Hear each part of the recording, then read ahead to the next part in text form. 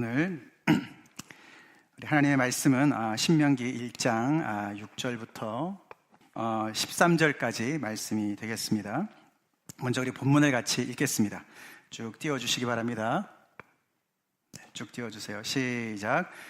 우리 하나님 여호와께서 호렙산에서 우리에게 말씀하여 이르시기를 너희가 이 산에 거주한 지 오래니 방향을 돌려 행진하여 아모리 족속의 산지로 가고 그 근방 곳곳으로 가고 아라바와 산지와 평지와 네겝과 해변과 가나안 족속의 땅과 레바논과 큰 강 유브렛 가다까지 가라.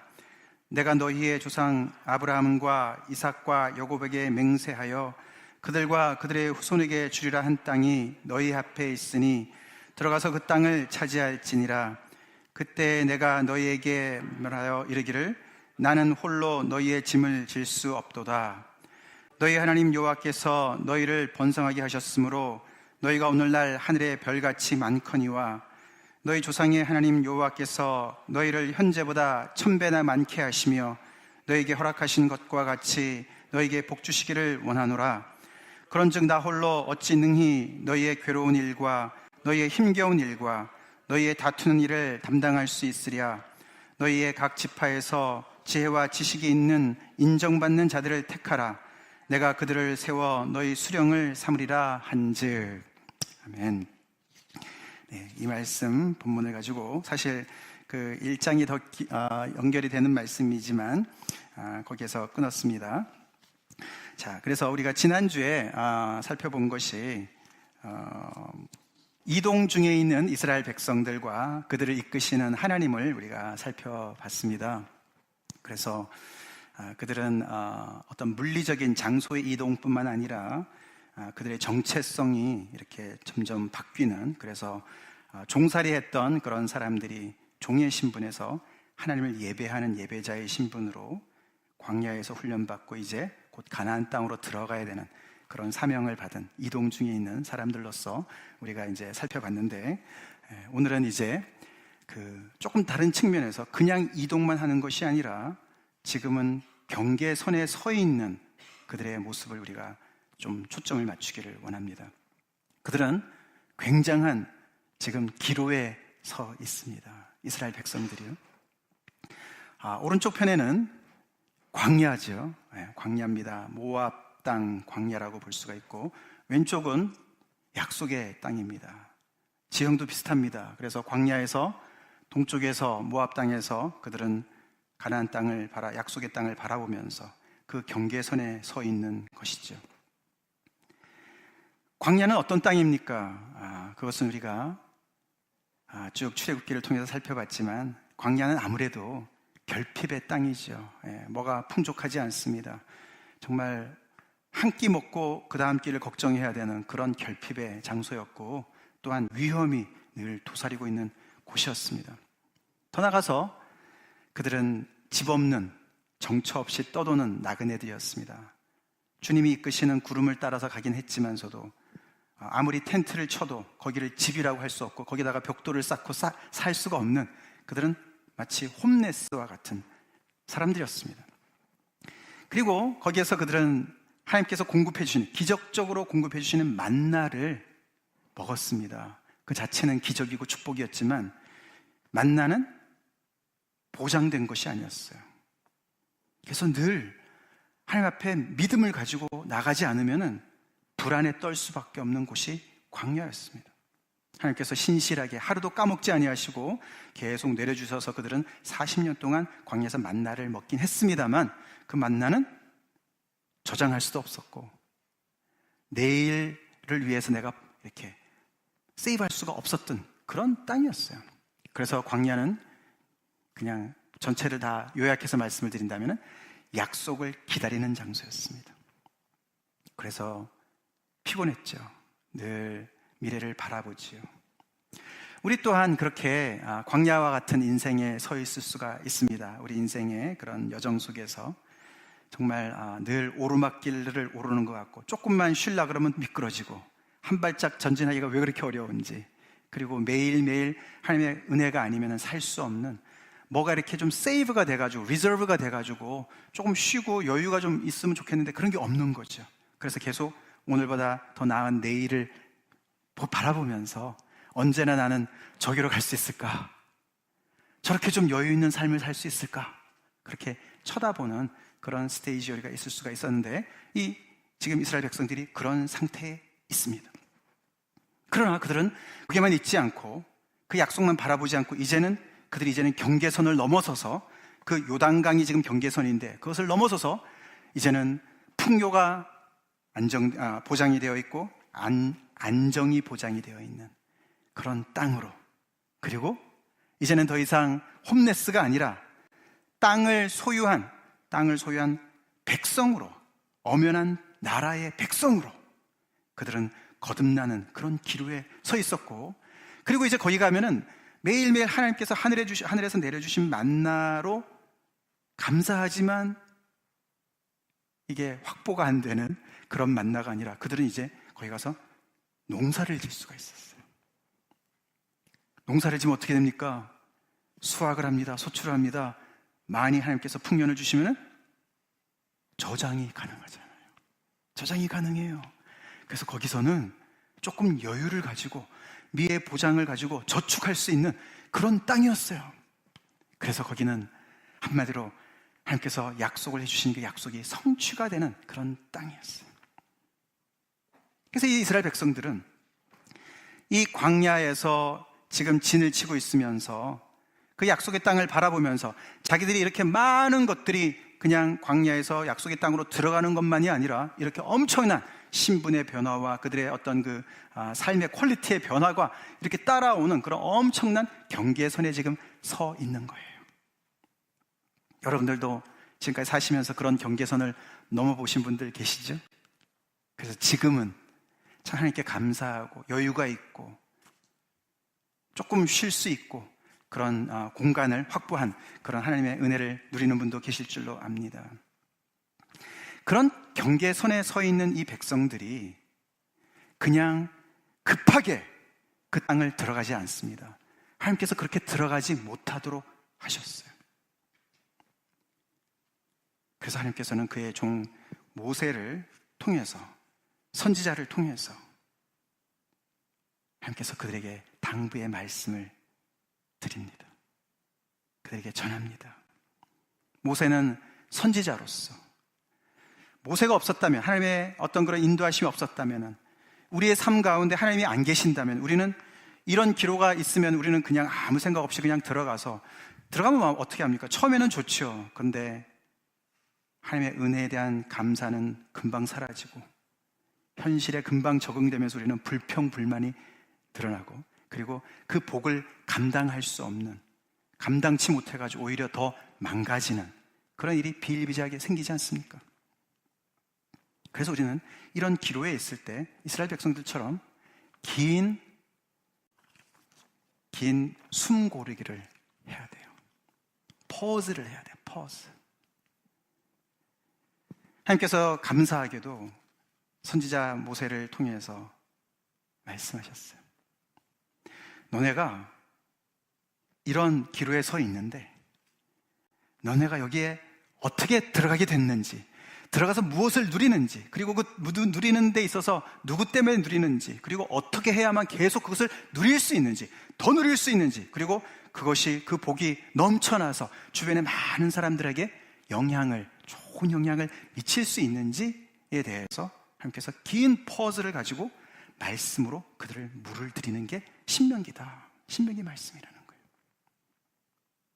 여러분 중에 혹시 지금까지 오랫동안 약속을 바라보면서 살아왔는데 이제 그 약속을 하나님께서 이루어 주시는 그런 기로에 혹시 계신 분 계세요?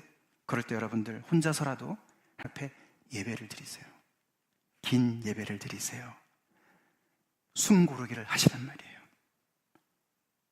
그게 바로 이들이 지금 처해 있는 자리입니다.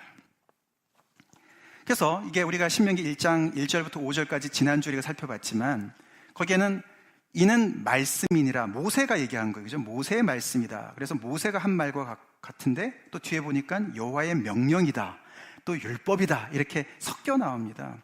그래서 이 모세는 벌써 정말 산전수전, 육박전, 공중전 다 치룬 거죠. 그래가지고 이제 막 차세대가 이렇게 지금 다시 생겨나서 이들이 이제 이 약속의 땅으로 들어가야 되는 건데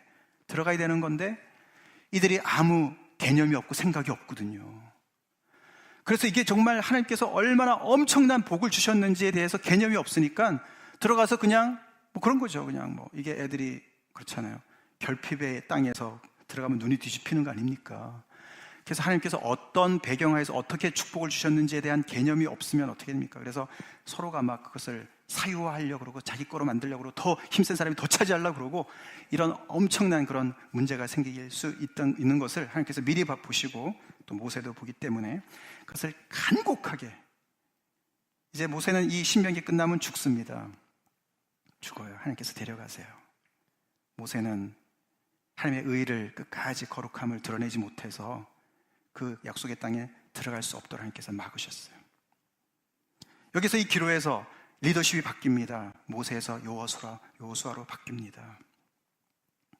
근데 모세는 그럼에도 불구하고 혼신을 다해서 이게 그냥 율법책이 아니에요. 신명기는 율법책 같이 보이지만 그렇지 않습니다. 그냥 딱딱한 율법책이 아니라 이거 해라 이거 하지 말아라 그게 아니라 그 하나님의 율법을 말씀을 전달하는 데 있어서 모세는 정말 열의를 다해서 모든 수단과 방법을 다해서 간절하게 간곡하게 그들에게 이 말씀을 전하는 거예요. 그래서 선포하면서 설명해요. 그래서 신명기는 율법의 주해서다, 그런 또 별명이 있습니다. 그래서 이 율법에 포함되어 있는 하나님의 심장을 보여주고요, 하나님의 마음을 보여주고요, 하나님의 동기를 보여주고요, 그리고 어떻게 해야 정말 이 하나님의 말씀을 이 말씀을 잘 정말 따를 수 있는가, 순종할 수 있는가, 헌신할 수 있는가, 그거에 대해서 그 심장을, 그 핵심부를 가르쳐주는 책이에요. 그래서 신명기가 구약의 심장 박동이다 어울리는 그런 별명이죠. 자, 그래서 이것이 이제 이런 모세의 고별 설교자 연설로 꾸며진 것도 볼 수가 있지만, 지난주도 말씀드렸습니다만 These are the words 이렇게 시작한다 그랬지 않습니까? 이것이 말씀이다. 그게 지난주의 제목이었는데, 그것이 그 당시에 그 조약문서, 봉신조약이라 그러잖아요. 더 강대국이 약소국가를 이렇게 침범을 했든지, 그래가지고 정복을 했든지, 아니면 약소국가에서 도움을 요청해가지고 강대국이 와가지고 도와줬든지, 그래가지고 조약을 체결하는 거예요. 그때 그 둘째, 그러니까 BC 주전 둘째 천년 때 말이에요. 그게 BC 2000년에서부터 BC 1000년경 사이에, 그때의 이 팔레스틴 지역에 거기에서 출토되는 그런 문서들을, 조약 문서들을 연구해 보면은 어떤 일정 형식이 있습니다. 조약 문서니까 법적 용어니까, 그죠? 형식을 따르는데, 그래서 이게 신명기가 자세히 보면은요, 이 전체가 그 당시의 조약 문서의 그 형식과 굉장히 유사하게 진행이 되는 것을 밝혀냈습니다. 사람들이 신명기가 언제 쓰여졌을까? 그런 신학자들이 이제 그런 질문을 많이 해가지고 그것 때문에 하여튼 몇십 년을 싸웠습니다. 근데 많은 사람들이 대세가 뭐였냐면은 BC 한 700년경이었다. 그때가 이제 이스라엘 백성들이 이렇게 국군이 기울고 완전히 그냥 이 종교 혼합주의로 인해 가지고 완전히 그냥 아주 그냥 그 하나님에 대한 신앙도 다 까먹었을 때, 그때 그것을 다시 개혁하기 위해서 신명기, 그래서 요시야 왕이 성전에서 왜 그 율법책을 찾았지 않습니까? 그것이 신명기다. 이제 이렇게들 얘기를 많이 했습니다. 그럼 이게 모세 오경에 들어간 건데, 그죠? 그럼 모세는 한 BC 1200년경 사람이거든요. 그때보다 한 500년 전 사람인데 어느 게 맞냐? BC 1200년경에 전에 모세가 쓴 게 맞냐? 700년, BC 700년경에 쓴 게 맞냐? 그게 그렇게 중요하냐? 그렇게 생각할 수도 있지만, 근데 이게 성경에 대한 어떤 그런 권위와 이런 여러 가지가 연결이 중요합니다. 근데 학자들이 이 구조를, 이 조약문서, 그 당시의 조약문서와 신명기의 구조의 이 유사성을 보면서, 봐라, 이게 BC 2000년 때, 그때 2세기 때 쓰여진 게 아니냐, 2000년경 때 쓰여진 것이 아니냐라고 결론을 내릴 수가 있었어요. 자, 그래서 이게 이제 조약문서를 따릅니다. 조약문서를 따르는데 한번 쭉 띄워주세요. 끝까지. 거기 보시면은 처음에 저번에 우리가 십계명 말씀드릴 때 잠깐 설명드렸지만 조약 문서의 구조가 이렇습니다. 쭉 다 끝까지. 자, 전문으로 시작합니다. 처음에 프리엠블이라고 그랬지 않습니까? 그래서 여기는 이제 그 조약의 주인인 왕이죠. 강대국의 왕입니다. 왕이 내가 누구누구가 말한다 이러고 이제 시작을 해요. 그리고 이제 약간 서론을 얘기하고 그것이 전체 조약의 어떤 기반이 되는 것을 우리가 배웠습니다. 그게 이제 신명기로 보면 1절부터 5절까지예요. 우리가 지난주에 살펴본 거예요. 그리고 오늘부터 우리가 들어가는 내용이 이제 역사적인 회고입니다. 처음에 서문을 깔고 그 다음에는 이 조약을 맺게 된, 체결하게 된 배경을 얘기하는 거예요. 배경. 그게 역사적인 배경이죠. 아까 말씀드린 대로 우리가 너네를 언제 정복해서 너네가 항복했다. 그런 역사적인 사실이든 아니면 우리가 언제 도와줬다. 너네 그래서 은혜를 입었다. 이제 그런 역사적인 사실을 먼저 쭉 나열을 해줘. 그래가지고 그런 배경하에 너네가 은혜를 입었기 때문에 우리가 조약을 체결하는 거야. 이제 이렇게 되겠죠? 그게 이제 그래서 역사적인 회고가 나오고 그 다음에는 그 이 조약을 너네가 어떻게 신실하게 시행해야 되는지 그 조항들이 나옵니다. 그래서 일반 조항이 먼저 나오고 그 다음에 그 일반 조항에 대한 세부 조항들이 나오고 그리고 이 조항을 어겼을 경우에 지켰을 경우에 거기에 대한 상벌이 나오고 그리고 증인을 세웁니다. 이게 그 BC 이제 2000년경에서 1000년경 그 사이에 나오는 그 아시리아나 이런 나라의 그 조약 문서들을 보면 이런 구조로 되어 있는데 이 신명기가 전체적으로 그런 형식을 따르는 거예요. 그래서 우리가 오늘 그 이제 역사적인 회고를 살펴보겠는데요. 네, 그다음 이게 아까 말씀드린 대로 언약의 토대입니다. 신명기는 이 차세대들, 광야 2세대들한테 하나님의 역사를 가르쳐주는 얘기입니다. 역사라는 건 굉장히 중요합니다. 우리가 역사를 모르면 계속 실수를 반복한다 이런 말이 있지 않습니까? 역사라는 것은 굉장히 중요한 역할을 하는데 과거를 회상하게 만들죠. 그죠? 그래서 오늘부터 우리가 자세하게 살펴볼 내용인데 과거를 회상하게 되면 거기에서 무엇을 볼 수가 있습니까? 하나님의 신실하심을 볼 수 있습니다. 그죠? 받은 은혜, 하나님께서 얼마나 우리를 구원하시고 인도하셨나. 그래서 이들에게 있어서 역사는 결국은 출애굽이죠. 출애굽의 역사입니다. 물론 그것은 더 멀리 가긴 하지만 그 출애굽의 역사입니다. 그래서 그것을 통해서 하나님께서 얼마나 신실하셨냐. 그러면 어떻게 됩니까? 미래를 볼 수가 있는 눈이 생겨요.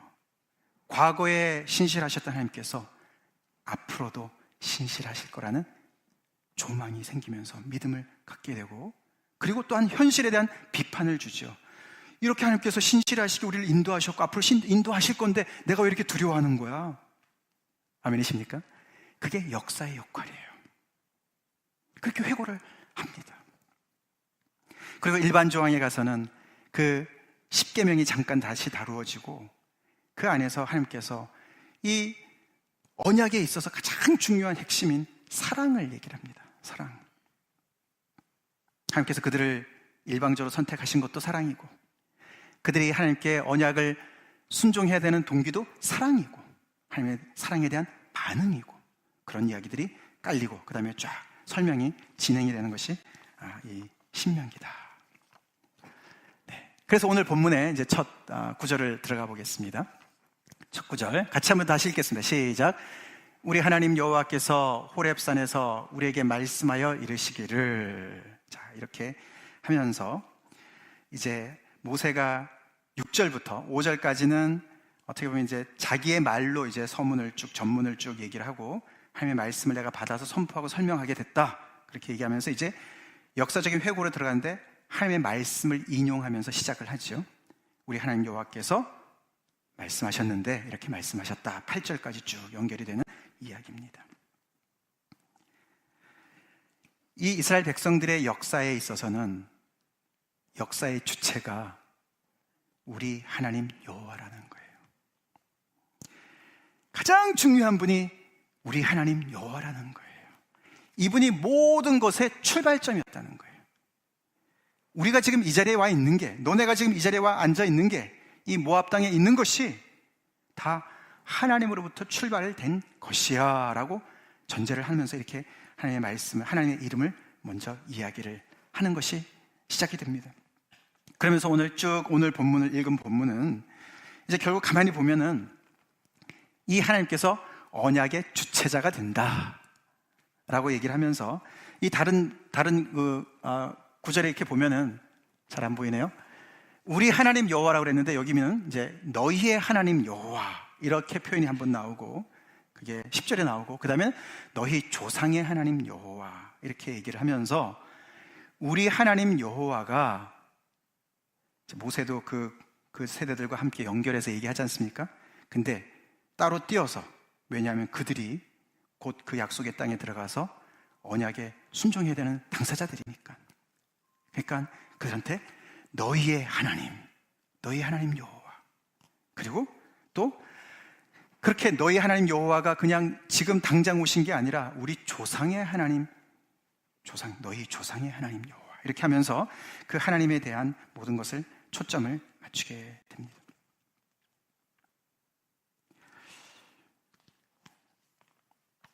이스라엘 백성들은 참 복된 사람들이었어요. 그들의 존재 자체가 기적이기 때문에요. 우리가 인간의 역사를 생각하면은 인간의 역사는 어떻습니까? 항상 원인이 있고 결과가 따라오고, 그죠? 그래서 cause and effect. 그래서 항상 원인과 결과의 그 끝없는 그런 연결고리로 이제 이렇게 연결이 됩니다. 그래서 그 안에 무슨 목적이 있는 것 같지도 않고 방향이 있는 것 같지도 않고 그냥 흘러가는 것이 인간의 역사 같아요. 그죠? 근데 우리가 성경의 이야기는 이 창세기부터 시작된 하나님의 이야기고, 그리고 구체적으로 거기에서 아브라함을 선택하시고 아브라함을 통해서 이스라엘의 역사가 시작이 됐는데, 그 이스라엘의 역사는 세상 역사랑 달라요. 어떻게 다르냐면 그 역사에는 인간들의 행동만을 기록한, 사건만을 기록한 것이 아니라 그들의 인간의 이 일 속에 초자연적인, 초월적인 하나님이 개입하시는 거예요. 그래서 이 출발이 아브라함과 사라로부터 출발하지 않았습니까? 근데 사라가 불임이었어요. 아기를 못 낳았어요. 근데 하나님의 놀라우신 기적적인 간섭으로 말미암아 90세 할머니가, 아브라함은 100세고 100세 할아버지가 아기를 낳은 거예요. 그게 이삭이었어요. 그 이삭을 통해서 야곱이 나왔고요. 계속 그 안에도 불임의 문제들이 계속 있었죠. 야곱이 이스라엘로 이름이 바뀌고, 그 이스라엘의 민족들이 지금 이렇게 오늘 보니까 하늘에 별과 같이 많아졌다. 그래서 그들의 존재 자체가 기적이에요. 기적이에요. 그 기적의 시발이 누구라고요? 우리 하나님 여호와. 여러분은 누구에 의해서 지금 이 자리에 와 계십니까? 우리 오늘 처음 오신 우리 형제님은, 우리 봉수 형제님 때문에 이 자리에 오셨는데 몰라요. 그거는 지나보면요, 하나님이 끌고 오셨는지도 몰라요. 지나보면 여기 앉아 계시는 많은 분들이요, 하나님과 상관없이 살 때는 그냥 부모님에 의해서 내가 태어났고 그냥 주어진 인생 열심히 살아가려고 지금 바둥바둥 열심히 살다가 여기까지 왔다, 그러고 그게 인생이겠거니 살다가 어느 날 갑자기 복음이 들리고 하나님의 존재를 알게 되고 하나님의 은혜가 와닿아서 하나님으로부터 부름을 받고 구원받고 새 이름을 얻고, 할렐루야. 그 다음부터는 우리의 인생의 제2의 인생이 열리면서 하나님 때문에 어디를 가든지 하나님 때문에, 우리가 알던 모르던 요셉의 인생에서 말이죠, 뭐 잡혀가가지고 팔려가가지고 애굽으로 가는 거, 그때 요셉이 알았어요? 하나님이 보내셨어. 나중에 깨달았죠. 한 22년 걸렸어요. 우린 잘 몰라요. 그러나 주님 안에 들어온 사람들은요, 하나님의 손 안에 있습니다. 하나님의 역사 안에 있습니다. 하나님께서, 우리 하나님 여호와께서 역사하셔서 내가 지금 이 자리에 와 있다. 그게 얼마나 위로가 되는 말씀입니까? 그런 믿음이 있길 간절히 축원합니다. 이스라엘 백성들이 그 얘기를 하는 거예요. 모세가 제일 첫성이 그 얘기예요. 우리 하나님 여호와께서, 우리 하나님 여호와께서, 너네가 지금 이렇게 와 있는 것이, 이렇게 하늘의 별과 같이 수다한 민족들이 앉아 있는 것이 우리 하나님 여호와 때문에 시작된 거고 지금까지 진행된 거고 앞으로도 진행될 거야 라고 이야기하는 것이에요. 우리 인생의 주체자가 누구인 것이 확실해야 됩니다. 믿습니까? 그것이 우리가 예수님 믿을 때 고백한 거 아니에요. 내가 내 인생 운전대를 잡고 있는 줄 알았는데 하나님이 아니야, 너 생명 내가 선물로 준 거야. 너는 내 거야. 내가 너의 주인이야. 우리가 신명기를 보면서 알지만요, 하나님은요 우리의 생명의 주인뿐만 아니라 땅의 주인도 되세요. 그래서 지금 가나안 땅에 사람들이 살고 있는데요, 하나님이 주인이시니까 그들을 쫓아내시고 그들이 그 땅을 아주 타락시켰거든요. 그래서 그 땅이 그들을 토해냈다, 이런 표현을 해요, 성경에서는. 땅이 무생물 같죠? 아니에요. 성경에서는요, 그 땅들이 소리를 지르고요, 땅들이 토해내는 거예요. 하나님이 땅의 주인이세요. 그래서 그 땅을 당신의 이 정말 빼어낸 이 백성들한테 주시겠다, 선물로 주시겠다, 그렇게 말씀하셔요. 그게 신명기 얘기예요. 그 다음에 우리가 언약의 역사성이 그 다음에 또 나옵니다. 오늘 본문에 아브라함, 이삭, 야곱 이야기를 하나님께서 하십니다. 너네가 노력해서 여기까지 온 것도 아니고 하나님이 지금 너희들한테 너희를 부르신 것도 아니고 너네가 지금 여기까지 왔는데 그 뒤에 깊은 역사가 있어. 우리 조상 아브라함 때부터 시작됐어. 아까 역사성 말씀드렸죠. 그래서 지금 너네가 지금 이 경계선에 서서 하나님의 약속이 성취되는, 그 언약이 성취되는 그 순간에 와 있는, 기로에 서 있는 사람들인데 이 역사를 잊지 마라. 하나님의 신실하심을 잊지 마라. 그렇기 때문에 하나님께서는 앞으로도 신실하실 것을 잊지 마라, 그렇게 이야기를 하는 거고, 그 다음에 언약의 내용이 오늘 본문에 사실 1장 그 뒷부분까지 나오게 되는데요, 그게 언약의 내용이 아브라함한테 약속했던 창세기 12장 1절부터 2절에 나오는 거랑 똑같은 내용이 반복이 됩니다. 그때 하나님께서 아브라함에게 큰 민족을 약속해 주셨고, 그 다음에 땅을 약속해 주셨고, 그 다음에 너로 말미암아 그 민족들이 복을 받을 것이다, 복을 약속해 주셨어요. 이 세 가지를 약속해 주셨는데 오늘 본문에 그 뒤에까지 쭉 보면은 나옵니다. 그래서 그 9절부터 사실은 이제 모세가 어떻게 보면 조금 컴플레인 같이 시작을 하죠. 그때 내가 너희에게 말하여 이르기를, 이 너희라는 것은 지금 앉아 듣는 사람들이 아니라 그들의 조상들을 얘기하는 거죠. 지금은 이제 회고하는 거기 때문에 호렙산, 시내산 앞에서 그들의 부모들한테 얘기한 거예요. 너희에게 말하여 이르기를 나는 홀로 내 짐을 질 수 없도다. 호렙산에서의 있었던 경험을 지금 회고하는 거예요. 이건 우리가 출애굽 때 살펴봤습니다. 그죠? 이드로가 하루 종일 재판하고 피곤해 있는 모세한테 너가 하는 게 옳지 않다, 사람들을 세워라, 위임해라, 델리게이션 해라, 사람들을 세워라, 그래가지고 세웠던 그 얘기를 하는 것이죠. 근데 여기서 보면은 모세가 나는 홀로 너희 짐을 질 수 없다다, 이렇게도 얘기하고요. 그리고 12절에는 그런즉 나 홀로 어찌 능히 너희의 괴로운 일과 너희의 힘겨운 일과 너희의 다투는 일을 담당할 수 있으랴. 그래서 너희 중에 지도자를 세우자, 이제 그 얘기를 오늘 했습니다. 왜냐하면 이것은 백성의 축복과 또 하나님께서 주시겠다는 복과 연결된 내용이거든요. 그 어떻게 보면 모세가 하나님께서 복을 주셨기 때문에 이들이 이렇게 바다의 모래같이 하늘의 별같이 많아졌는데 그걸 컴플레인하게 하는 것처럼 보이는데 그렇게 보면 안 되죠. 이게 모세가 컴플레인하는 게 아니에요. 거기 뒤에 보면은 너희의 하나님 여호와께서 너희를 번성하게 하셨으므로, 너희를 축복하셨으므로 말미암아 그 불임의 부부를 통해서 너희가 오늘날 하늘의 별같이 많아졌다, 그렇게 얘기합니다. 그래서 하나님의 언약의 성취로 얘기하는 거예요. 11절에는 너희 조상의 하나님 여호와께서 너희를 현재보다 1000배나 많게 해주시기를, 그렇게 기도해요. 그러니까 지금 숫자가 많아서 내가 괴로워서 너네 정말 좀 산하 제한해라, 뭐 이런 얘기가 아닙니다. 1000배나 더 많게 기도를 하는 거예요 지금.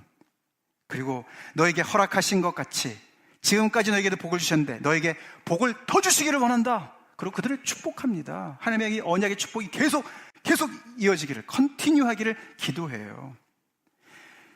근데 이제 모세의 얘기는 뭐죠?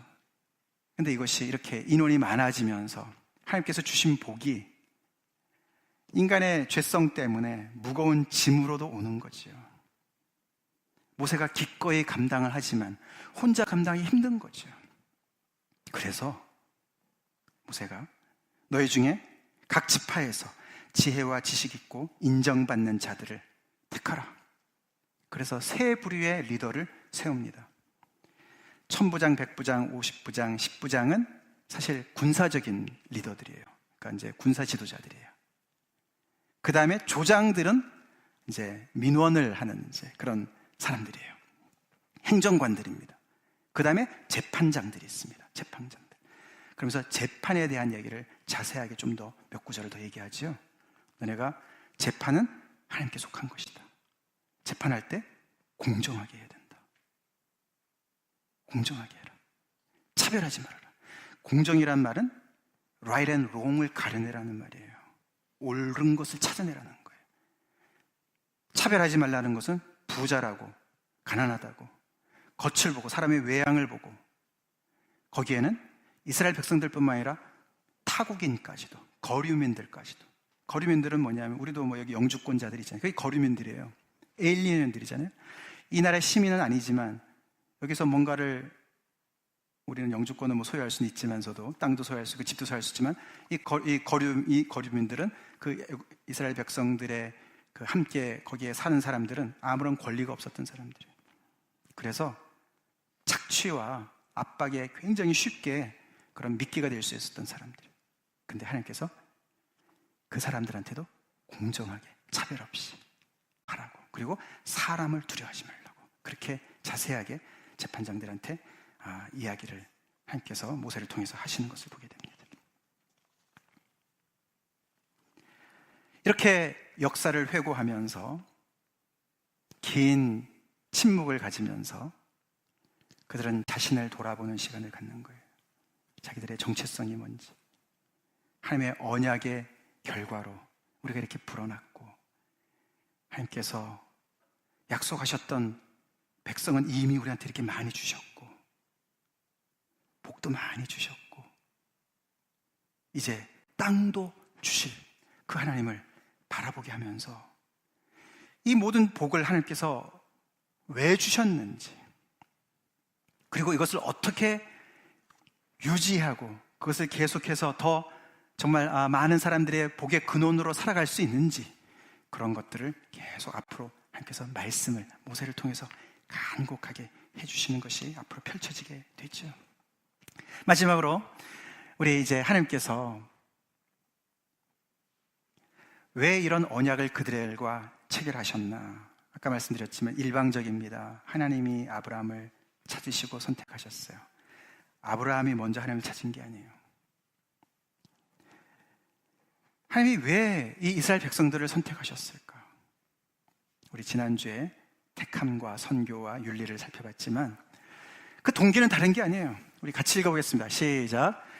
여호와께서 다만 너희를 사랑하심으로 말미암아, 또는 너희의 조상들에게 하신 맹세를 지키려 하심으로 말미암아 자기의 권능의 손으로 너희를 인도하여 내시되 너희를 그 종되었던 집에서 애굽 왕 바로의 손에서 속량하셨나니. 그들이 잘나서도 아니고요. 그들을 선택하신 이유는 정말 신비에 가려져 있습니다. 그 신비는 하나님의 깊이만큼 깊어요. 하나님이 왜 많은 수많은 사람 중에 나를 택하셨을까? 그런 거 생각해 보신 적 있으세요? 그거 신비로운 일이에요. 그거를 인간의 말로 설명할 수가 없어요. 하나님의 마음이에요. 하나님의 깊으신 사랑에서 나오는 마음이에요. 그 얘기하는 거예요, 지금. 내가 너희를 사랑한 것 때문에, 사랑한 죄 때문에 내가 너네를 택한 거야. 그 얘기를 하시는 거예요. 그래서 언약의 심장은, 보여주세요. 사랑 때문이라는 거예요. 우리가 구약의 말씀을 오해할 때가 참 많이 있습니다. 구약은 너무나 정말 경직된 하나님께서 정말 명령조로 계속 얘기를 하시니까 굉장히 이렇게 조건부적이고, 그리고 정말 너무나 딱딱하고 여유가 하나도 없고 너무나 엄한 어떤 그런 것만 우리가 생각을 하지만, 신명기 안에는 그런 얘기만 있지 않습니다. 하나님께서 그들을 야단치시는 이유도, 그들을 징계하시는 이유도 이 사랑 때문이라고 얘기하는 거예요. 믿습니까? 그래서 이 사랑은요, 신명기는 아버지의 사랑으로 나와요. 아버지의 사랑. 아버지의 그 정말 힘센 그런 보호하는 사랑으로도 나오고, 또 아버지의 징계하는 엄한 사랑으로도 나옵니다. 왜요? 정신 차려야 되니까. 여러분들 그런 얘기 많이 들어보셨죠? 로또 맞은 졸부 얘기 많이 들어보셨죠? 로또 맞은 졸부들. 여러분들 그런 얘기 많이 드시죠? 그죠? 막 수억의 로또가 맞아가지고 말이죠, 굉장히 엄청난 복을, 그냥 벼락을 맞았는데, 돈벼락을 맞았는데 그들의 말로가 다 별로 안 좋아요. 한국에도 그냥 졸부들 많다 그러지 않습니까? 뭐 갑자기 길이 나는 바람에 그냥 땅 팔아가지고 그냥. 이 이스라엘 백성들이 지금 그런 경계에 있는 거예요. 이게 지금 졸부가 될 것이냐, 진짜 하나님 나라에서 정말 갑부가 돼서, 거부가 되어서 많은 사람들을 먹이는 그런 책임 있는 거부가 될 것이냐, 그런 기로에 있는 사람들이에요. 하나님께서 언약으로 내가 너네를 거부로 만들 거야, 너네를 복 줄 거야, 그래서 너네를 통해서 천하 만민이 복받게 해줄 거야, 그렇게 하시면서 이 졸부가 아니라 거부가 어떻게 될 수 있느냐, 어떻게 거부로 계속 남을 수 있느냐, 그걸 가르쳐주는 게 신명기 말씀입니다. 우리 봉수 형제님이랑 우리 새로 오신 형제님이 지금 거국적인 일을 지금 벌리시려고 지금 두 분이서 동력을 하세요. 이제 비즈니스를 시작 이미 하셨어요. 여러분들도 기도해 주세요. 이 시애틀 지역에 정말 맛있고 영양가 있고, 또 어포더블한 그런 정말 그 레스토랑이 생겨가지고 우리 이분들이 정말 또 파이낸셜리도 하나님께 복을 받을 수 있도록. 근데 졸부가 되지 마세요. 아멘.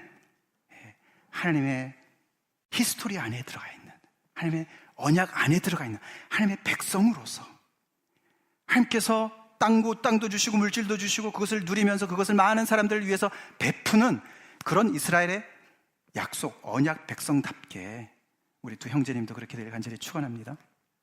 다 같이 기도하시겠습니다.